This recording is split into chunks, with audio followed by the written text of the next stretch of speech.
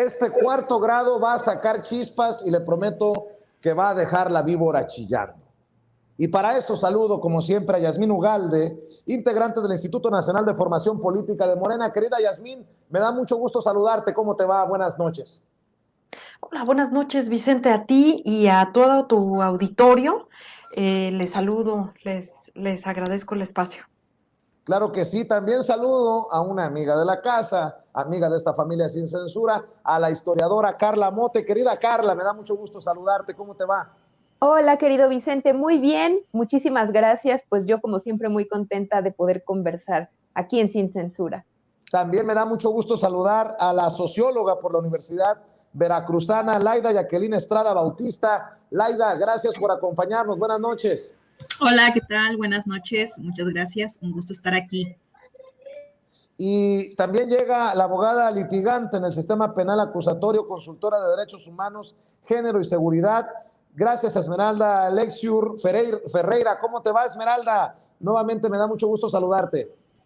Hola, ¿qué tal? Muchísimo gusto. Un saludo a todas mis compañeras panelistas en esta noche y desde luego muchas gracias por la invitación. Un saludo para Yasmín también. A ver, me gustaría ser, entre más se pueda mejor, querida Yasmín, espectador, porque hoy intenté debatir con un tipo que quiere traer a México o le agradaría mucho la creación de Vox en México, que está despotricando contra la decisión de la Suprema Corte de Justicia de la Nación de no criminalizar a la mujer por interrumpir su embarazo, por decidir sobre su cuerpo. Y creo que es un debate en el que las mujeres podrían desmenuzarnos mejor a la sociedad con sus visiones, con sus posturas, de qué se trata, ¿no? Porque como hombre yo puedo decir, estoy a favor de que ustedes decidan, pero solamente ustedes saben lo que está de por medio. El otro señor podrá decir que él prefiere criminalizarlas y que se vayan al bote por abortar, sin entender lo que significa un aborto. La mujer no se embaraza para abortar. Yasmín, ¿por dónde le entramos? Pues mira, yo diría que precisamente quienes están aquí el día de hoy son expertas, más allá de que sean las mujeres las que hablen de este tema, porque este tema aparte rebasa también a el ámbito del Estado, también es parte de una problemática que existe y que se resuelve a través del Estado. Entonces, más que por el tema de ser mujeres, que es un tema que nos atraviesa y que tiene que ser consultado con una mujer, pero el día de hoy particularmente quienes hemos invitado son especialistas en el tema, es decir, serán ellas las que podrán adentrarnos más en el tema, porque esto es una decisión histórica, porque esto es un gran paso, no es de ahorita, no es una cuestión casual, es el producto de grandes luchas, de grandes batallas, la suma de voluntades y de grandes movimientos que se ven reflejados hoy en esto, que aparte es solamente un paso, ¿sí? También habría que aclararlo, pero que sean ellas como especialistas las que toquen el tema, diría yo. Carla Mote, no voy a intervenir con mis opiniones, solamente voy a jugar en moderar el ritmo y la dirección. Carla Mote, te escuchamos. Yo creo que sí estoy de acuerdo en que es un tema de mujeres, pero también creo que compete a toda la sociedad. Yo soy de la idea de que todos debemos, podemos opinar y justamente eso pasa en un país democrático como el nuestro. Y sobre este tema yo quisiera un poquito nada más reflexionar sobre lo histórica de la decisión reciente de la Suprema Corte de Justicia de la Nación, porque bueno, hay algunos factores que son contemporáneos, que tienen que ver con la lucha de las mujeres que hemos ganado estos derechos sexuales y reproductivos plenos que incluyen el aborto. Y bueno, pues remontándonos a esta historia, ha habido un camino que ha pues ido a través de digamos los recursos jurídicos para que se llegara, ¿no?, al punto en el que estamos ahora. la primera ocasión en que se despenalizó el aborto fue en la Ciudad de México en 2007 y no fue una cosa fácil. Yo siempre, pues, insisto en que se recuerde que no fue únicamente como digamos, una sola iniciativa que se haya incorporado en la Constitución local en ese año, sino que tiene precedentes pues en los que está involucrado justamente el gobierno del actual presidente Andrés Manuel López Obrador, con la promulgación de una ley que se llamó la llamada Ley Robles, y fue, digamos, el primer paso que sentó las bases para que años después, esto ocurrió en 2004, para que en 2007 ya se lograra la despenalización. En su momento en la Ciudad de México incluso hubo un intento como de controversia constitucional, como esto de, no soy experta en derecho, pero que están hablando de inconstitucionalidad, y que en su momento lo hizo la Comisión Nacional de Derechos Humanos de Medina Mora, del panista. Es decir, una vez que ya había sido aprobada por el Congreso, todavía, digamos, que se llevó a cabo ese proceso para que finalmente, pues, se determinara que esa ley sí procedía. Y es bien importante pensar que después de 12 años no habíamos visto un proceso de despenalización en otro estado del país, y ocurrió en 2009 en Oaxaca, y más recientemente se sumaron los estados de Hidalgo y Guerrero. Entonces, digamos que lo que sí observamos es que en fechas recientes ha habido un impulso inusitado de esta, que es una demanda fundamental de los feminismos contemporáneos, y que yo creo que hay muchas cosas que decir de lo que implica el derecho al aborto. Una de ellas es que es uno de los puntos en los que los diversos feminismos tienen un consenso, es decir, puede haber diversas posturas dentro del feminismo, las hay, las ha habido y seguirán habiéndolas. Sin embargo, el derecho de las mujeres a decidir sobre sus cuerpos y sus destinos a través de esta visión de derechos sexuales y reproductivos plenos, que incluyen a la interrupción del embarazo, es un punto de confluencia. Y pues además tenemos una serie de nociones también que tienen que ver con la propia configuración del Estado, porque lo vemos, lo observamos, la oposición más recalcitrante, ruidosa, y que se, digamos, manifiesta con mayor intensidad, es justamente la religiosa. Entonces también toca el punto de la necesidad de fortalecer todo el tiempo el laicismo, es decir, que se generen políticas públicas, leyes, que se tomen decisiones que estén alejadas de gobiernos confesionales o de, francamente, opciones ligadas a los cultos religiosos, lo cual no implica que se condene la religión ni nada, sino que simplemente las leyes se realicen pensando en que pues hay una diversidad, digamos, de creencias, de pensamientos, que no se obliga a nadie a que tomen esta decisión o a que opten por ella, sino que simplemente se tiene que poner ese como un derecho más a la salud.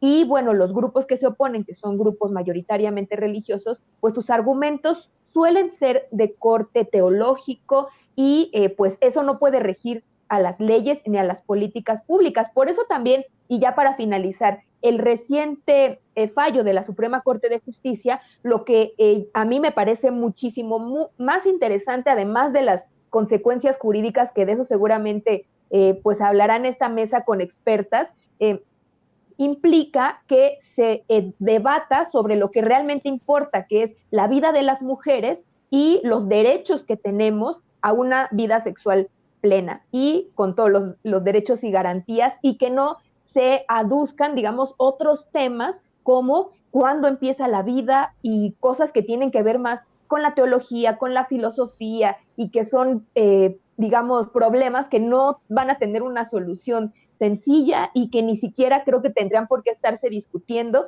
pero suele pasar que empiezan a hablar de esos temas y realmente son como túneles sin salida. Entonces, debatirlo como lo hizo la Suprema Corte, pensando en los derechos de las mujeres, creo que es justamente, digamos, este paso histórico para que pues se extienda, digamos, puede ser por la vía de la jurisprudencia, ya veremos las alternativas, puede ser por la vía de reformas también en los congresos locales, incluso a nivel federal, pero esta piedra pues ya no se va a mover porque este fallo pues es del tribunal más alto de nuestro país. Así es. Laida Jacqueline Estrada Bautista es socióloga por la Universidad Veracruzana y es maestra en estudios de la mujer por la Universidad Autónoma Metropolitana, Unidad Xochimilco. Te escuchamos, Laida. Sí, pues bueno, yo concuerdo mucho con lo que nos está diciendo la compañera y creo que algo que habría que apuntalar es de que también esta es, pues sí es un fallo histórico, pero no solamente en nuestro país, sino que si también lo vemos en América Latina, pues es la primera corte pues constitucional, ¿no? En la región que emite pues una sentencia de este tipo, ¿no? Y que va a estar dando también, pues, legislación, o sea, está dando el parámetro, entonces también para que se modifiquen diversas disposiciones y sobre todo el que se deje de estigmatizar pues el aborto tal cual, ¿no? Que debe recaer, como ya se decía, pues en una cuestión de libertades, ¿no? Del derecho a decidir de las mujeres sobre su cuerpo, porque lo hemos visto que históricamente, pues, es el cuerpo de las mujeres lo que siempre está en disputa, y entonces, pues, algo tan vital como esto, el decidir, siempre decimos que desde los feminismos, pues lo que estamos abogando es para estas libertades, claro, desde el derecho de las mujeres sobre nuestros cuerpos, pero también por maternidades elegidas, ¿no? Y creo que algo importante aquí de decir, pues es que el aborto viene a ser una opción más, ¿no? Nadie está obligando ni va a imponer a otras mujeres a abortar, ¿no? Sino que justamente lo que se quiere es dejar de criminalizar, que esta sea una práctica, entonces que se vea estigmatizada, ¿no? En ese sentido, bien lo decía también la compañera, bueno, desde 2007, porque esto va unido, no nada más. Esta semana tuvimos muy buenas noticias, o sea, además de que se emite esta sentencia para declarar inconstitucional, pues, bueno, la criminalización del aborto, también estaba recordando, la compañera nos hacía recordar, ¿no? Cómo es que desde 2007 que la Ciudad de México se convierte, pues, en el primer lugar que despenaliza el aborto hasta la semana número 12. Bueno, después le sigue, se me fue, Oaxaca, le sigue Hidalgo y le sigue Veracruz, ¿no? Entonces, no nada más eso, lo que pasó de 2007 a 2019 en ese tiempo es de que las demás entidades empiezan también a blindar sus constituciones locales, a decir que el famoso, esta cuestión de proteger la vida, ¿no? Que efectivamente está ligado a un conservadurismo que no está a la vanguardia, a un conservadurismo que no empatiza con la vida, con el contexto de las mujeres, ¿no? Entonces, desde ahí observamos cómo es que estas constituciones locales empiezan a cambiar, empiezan a proteger al no nacido, empiezan también a proteger supuestamente la vida desde el momento de la concepción, ¿no? Y esto de la concepción pues va a ser sumamente problemático porque además pues tiene una concepción religiosa, ¿no?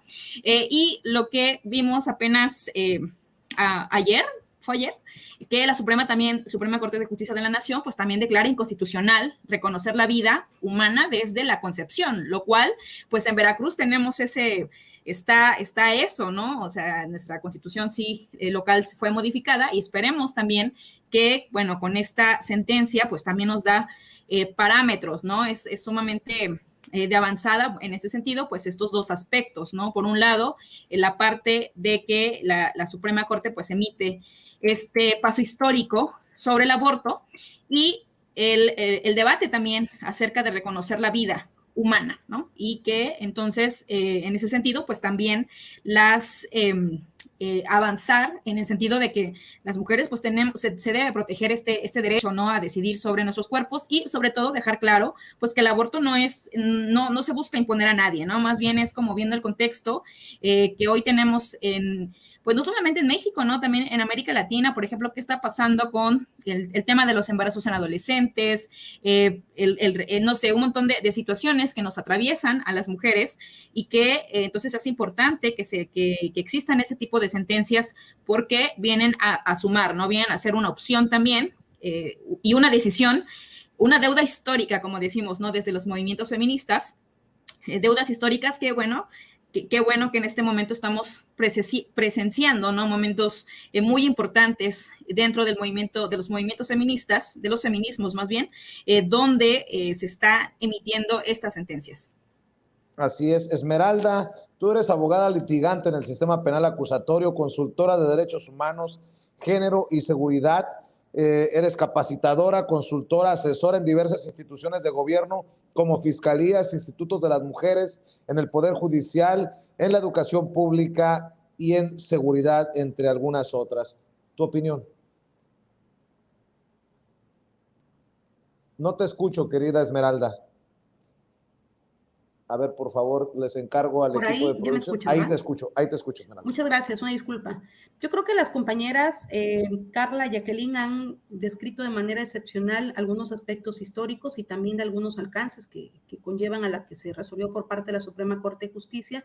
A mí me gustaría un poquito quizá abonar desde la parte de los efectos jurídicos y también como recordar un poquito de dónde viene esta situación. Para el caso de la sentencia que se emitió por parte de la Suprema Corte de Justicia, del Pleno de la Suprema Corte de Justicia, y que se debatieron los días lunes y martes, se trata justo de una acción de inconstitucionalidad, no de un amparo, ¿no? Se trata de una acción de inconstitucionalidad que se denomina 148 del 2017. Esta fue promovida por la entonces Procuraduría General de la República, curiosamente, y se promovió justo en este año, en el 2017, para el efecto de poder llevar a cabo una revisión respecto de lo que correspondía al Código Penal de Coahuila. Entonces, en un principio, este tema que, como sabemos, ha durado un poquito de tiempo en que fuera resuelto, vamos a tener como consecuencia que tuvo una consecuencia bastante histórica, porque originalmente uno pensaría que el efecto iba a quedar únicamente para el estado de Coahuila, cuando no se alcanzan la mayoría de 8 votos por lo menos del Pleno de la Suprema Corte de Justicia, los efectos se quedan únicamente para la entidad federativa sobre la cual versa la posible inconstitucionalidad del delito de aborto. Este fue el tema. Se estaba ventilando si era constitucional o no lo que describía el tipo penal de Coahuila respecto del aborto en el tema precisamente que tiene que ver con las mujeres. Cuando sucede esta situación, lo que vimos por parte de la Suprema Corte de Justicia es un tema y un ejercicio bastante interesante porque desde que se empezó a conocer el proyecto, porque esos proyectos se conocen con antelación, uno puede encontrar la manera tan impecable en la que el ministro Luis María Aguilar va desglosando de manera muy precisa, dejando y conteniendo también otro tema, aunque fue resuelto, él sabía que estaba por resolverse, justo en otra acción de inconstitucionalidad, la 106 y 107 acumuladas del 2018, promovidas por la Comisión Nacional de los Derechos Humanos y que le tocó a otro ministro, Alfredo Gutiérrez Mena. Entonces, estas dos acciones de inconstitucionalidad tenían una relación bastante interesante. La que vimos lunes y martes tenía que ver con la pregunta que se le hacía de manera coloquial, si lo podemos transcribir de esa manera, a la Suprema Corte de Justicia. ¿Es constitucional que se criminaliza a las mujeres por abortar cuando es de manera voluntaria? Esa es la pregunta toral en el proyecto que fue contestado.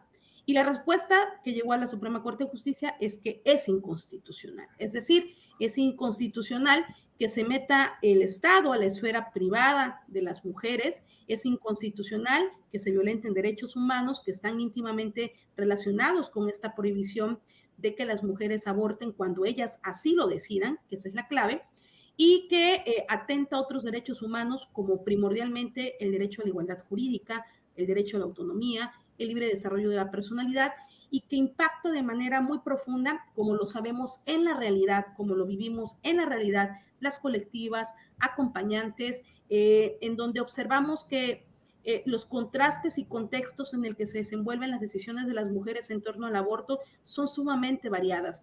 Yo quiero citar que a mí me emocionó mucho, por supuesto, el discurso del ministro presidente, pero me movió mucho la forma tan sencilla en que la ministra Riot Farhat, por ejemplo, se refirió a decir algo que es muy básico y que creo que deja un mensaje social y que posiblemente hay ya aquí desde la connotación del contexto de las sociedades y por supuesto también la compañera Carla desde el contexto de la historia, tenemos que las mujeres son vistas como las personas malas de la historia, es decir, una mujer que de pronto se apropia toma decisiones sobre algo tan elemental como es su propio cuerpo, de pronto mueve, ¿no? Y esas decisiones para poder tener cierto control sobre el cuerpo de las mujeres, se crean tipos penales como los del aborto, que no es el único, hay también que decirlo. Se crean estos tipos penales de aborto que lo que hacen es romper con algo importante que cualquier persona necesita y que es atender y que se respete algo primordial, que es la dignidad. Esta dignidad en la que atraviesan las decisiones de las personas que estamos conscientes o que por alguna situación necesitamos y nos vemos en imperiosa necesidad de castrar parte de nuestro cuerpo, por así decirlo, para poder continuar con ese proyecto de vida que eventualmente tenemos. Entonces, algo importante del proyecto es que habla mucho del proyecto de vida de las mujeres, de cómo está ligada la dignidad. Y Rios Farhat, la ministra Rios Farhat, lo dice de manera muy sencilla y son palabras que a mí en lo personal se me van a quedar siempre en la memoria porque son cosas que siempre comentamos, pero que ella se atrevió a decirlo desde el máximo tribunal del país, desde el Tribunal Constitucional, nada más y nada menos. Y que fue que ninguna mujer se embaraza para después ir a abortar.